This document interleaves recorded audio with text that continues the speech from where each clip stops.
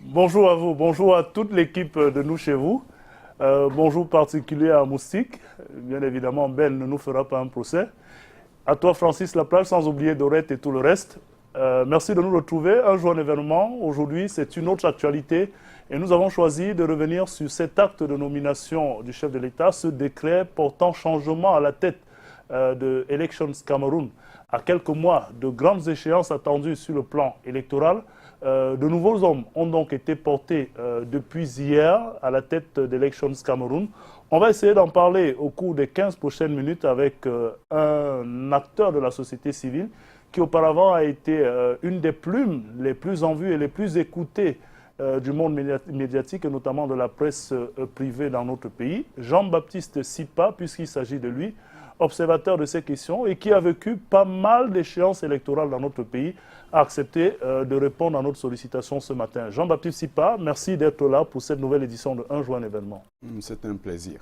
Bonjour. Voilà, vous avez suivi comme nous et certainement comme nombreux de nos compatriotes cet acte du chef de l'État rendu public hier qui porte donc sur la nomination de deux nouveaux dirigeants à la tête de la direction d'Elections Cameroun, Eric Essoussé comme directeur général et Abdoul Karimou comme directeur général adjoint.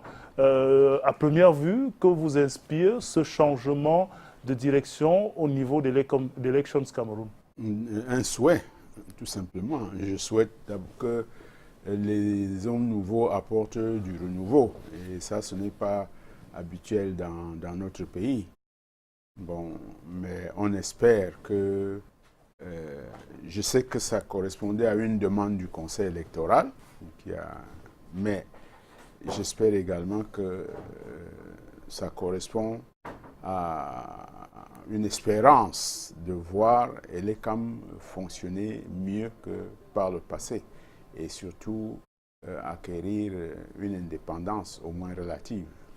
En attendant, on reviendra peut-être sur cet aspect du fonctionnement de l'ECAM et éventuellement de l'impact que cela pourrait avoir sur le profil même de ces nouvelles personnalités à la tête d'Elections Cameroun. Vous avez scruté les mouvements d'Elections depuis sa création. Vous avez certainement connaissance, n'est-ce pas, d'Eric Essoussé. Le profil des hommes, lorsque vous le percevez avec la mission, la tâche dévolue à Elections Cameroun, notamment au niveau de la direction, est-ce que vous avez l'impression que c'est des hommes qu'il faut à la place qu'il faut? Le directeur adjoint, M. Karim, je ne le connais pas beaucoup. J'en ai entendu parler en tant que fonctionnaire. Mais je connais particulièrement Eric Essoussé. Pour m'être bagarré avec lui pendant une dizaine d'années autour de la censure préalable de la presse lorsqu'il était directeur adjoint des affaires politiques au MINAT. Je pense qu'il a ce que moi j'appelle une équation personnelle qui peut être positive dans le fonctionnement de Elecam. Je crois, s'il est resté le même que je connais. Et cette équation personnelle pour nos téléspectateurs, en quoi est-ce qu'elle se déclinerait? C'est quand même, c'est quelqu'un qui n'est pas un suiveur, c'est quelqu'un qui sait prendre des initiatives qui imprime sa marque, vous voulez dire, en faveur de la République et qui sait imprimer sa marque quand il est au travail. En tout cas, c'est quelqu'un qui a beaucoup de rigueur dans son travail. Ça, c'est ce que je sais de lui. Bon, maintenant, est-ce que il suffit de nommer à la tête de Elecam quelqu'un qui a de la rigueur dans son travail pour que Elecam marche? Rien n'est moins sûr dans le contexte que je connais aujourd'hui, puisque indépendamment de ce qui a été reproché à Babalé et qui a plutôt à voir avec sa moralité, je ne suis pas sûr que M. Essoussé et son adjoint auront les moyens de leur mission, à ce que je sache de Elecam aujourd'hui. Vous savez, Elecam ne fonctionne pas seulement sur la bonne volonté de ses directeurs. Elecam fonctionne sur la volonté politique du gouvernement. Et depuis un an, j'ai eu l'occasion de constater que Elecam n'avait pas les moyens de ses missions. ni sur le plan du traitement de ses ressources humaines, ni sur le plan de son équipement. Alors, la situation que je connais de Elecam détonne totalement avec le discours que l'on... Les missions qui lui sont assignées. Voilà, les missions. Et parfois, y compris avec le propre discours de ces responsables qui n'osent pas avouer leur handicap. Ouais. Alors, justement, parlons de ces handicaps. Un certain nombre de choses sont reprochées à l'ancien directeur général Abdoulaye Babalé. De votre point de vue, qu'est-ce qui seraient les choses les plus en vue qui auraient conduit finalement au désaveu du Conseil électoral vis-à-vis du directeur général d'Élections Cameroun? Mais on se souvient aussi qu'il y avait comme en circulation dans les réseaux sociaux, dans l'espace public, ce que quelques-uns ont considéré comme étant la grogne du personnel de l'ECAM. Qu'est-ce qui aurait emporté finalement de tout cela le directeur général? Mais je pense que c'est cette grogne-là.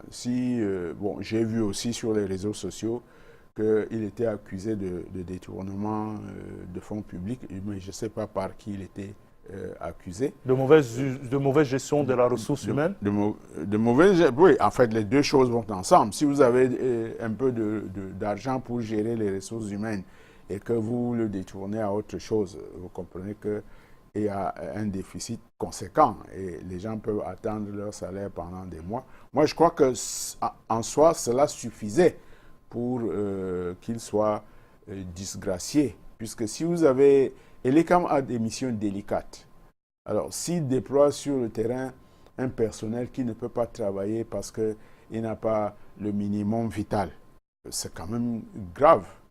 Vous voyez, si en plus de ne pas avoir de kits pour inscrire les gens, ils n'ont même pas le moyen de payer le taxi pour aller au travail, c'est grave. Est-ce que ça n'est pas trop facile d'avoir tous ces indices-là reportés sur un seul homme en la matière d'un directeur général, alors que vous venez de dire à l'instant que les moyens de ces missions ne leur sont souvent pas rendus disponibles? Est-ce que derrière, ça ne ramène pas plutôt un problème global?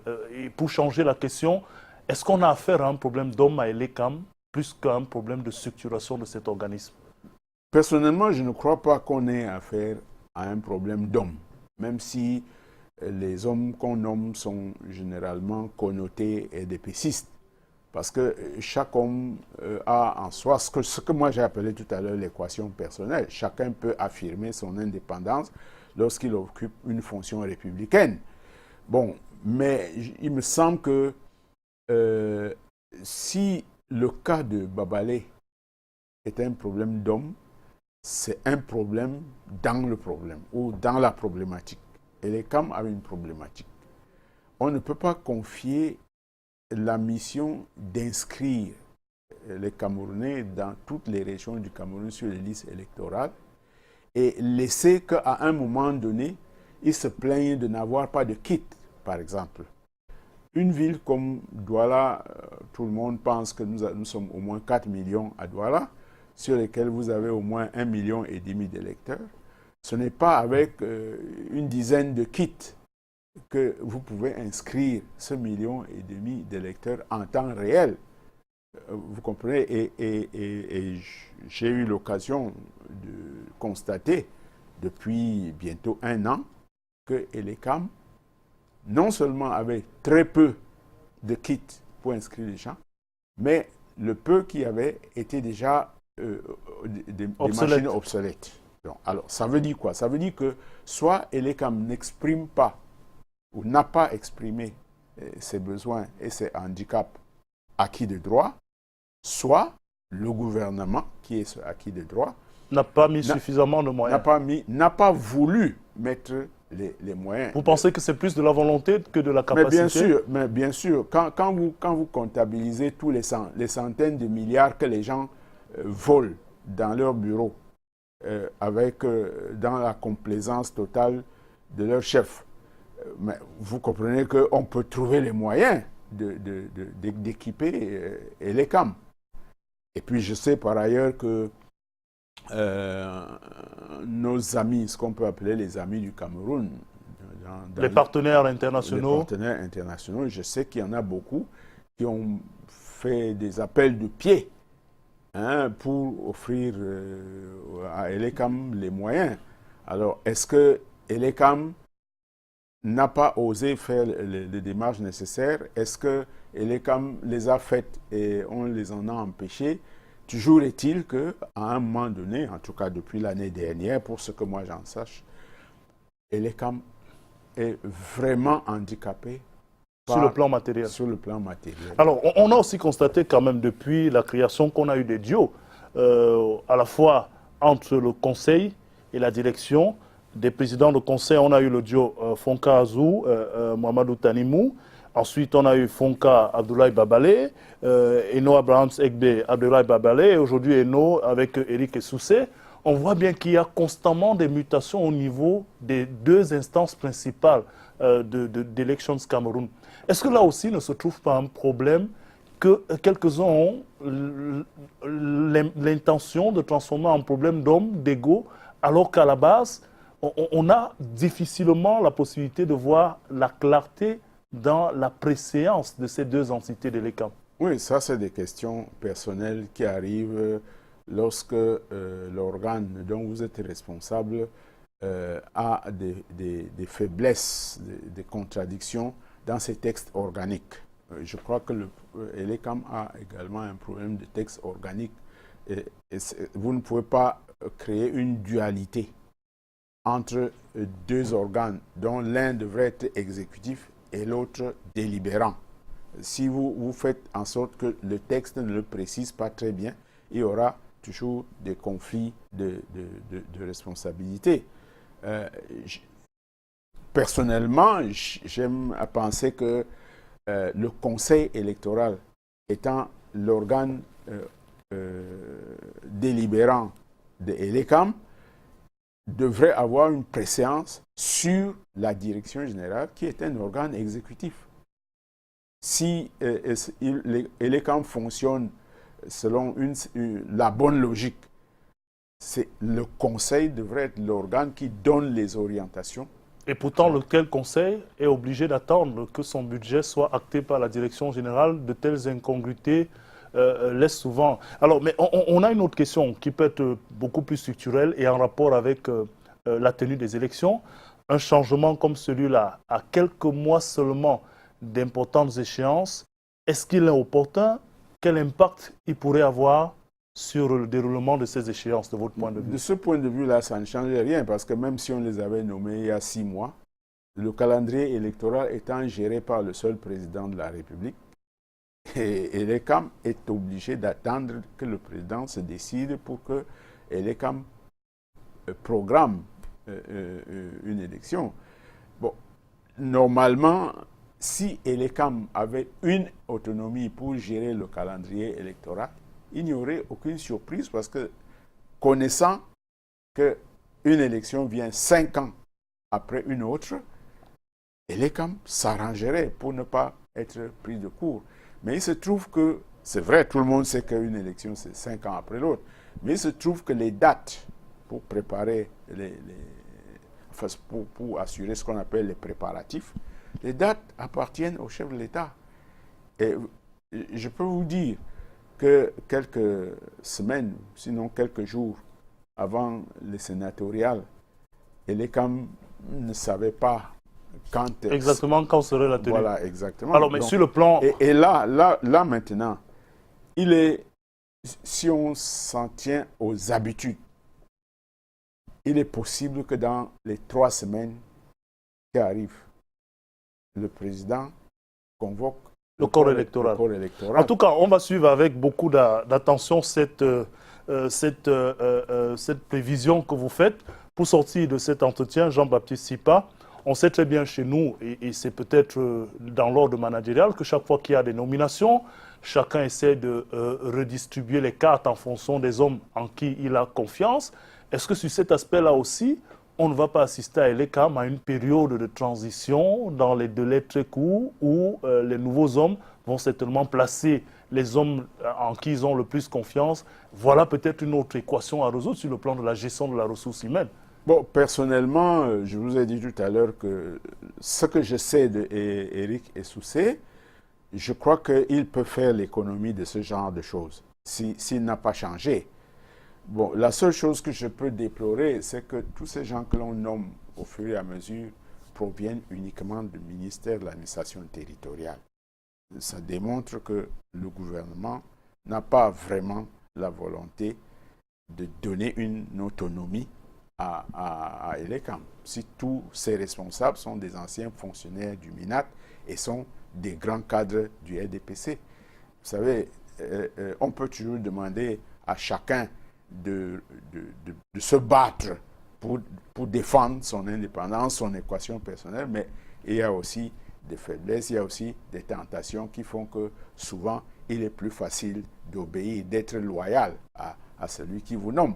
Tout à fait. Voilà, donc, mais je ne pense pas que Éric Essoussé, avec les délais qui lui sont donnés là, avant les prochaines élections, puisse se livrer à ce genre de choses qu'il faut quelques semaines ou des mois pour organiser. Tout à fait. En tout cas, on verra comment cela va se passer au niveau d'Elections Cameroun, entre le Conseil et la direction générale, qui donne l'impression souvent de ne pas être très en harmonie. On l'a vu sur les successions et les développements de l'actualité de ce côté-là. Mais il semble que cette fois-ci, c'est le Conseil qui a demandé que l'ancienne direction parte. Donc, ça veut quand même dire que ceux qui ont été nommés l'ont été dans le sens que le Conseil a souhaité. On l'avait cru aussi au moment de l'arrivée d'Abdoulaye Babalé. On verra bien ce qui va être d'actualité du côté de l'Elections Cameroun. Nous, on vous dit merci d'avoir répondu à cette sollicitation, Jean-Baptiste Sipa. Ben, le plaisir était pour moi. Voilà, on va renvoyer l'antenne à Yaoundé. J'espère que j'ai été utile. Nous l'espérons, nous aussi, pour nos téléspectateurs. On renvoie l'antenne à Yaoundé. Francis Laplage et toute l'équipe, merci de nous avoir suivis. Demain, c'est un autre jour. Nous espérons être là, s'il plaît à Dieu, avec un autre invité.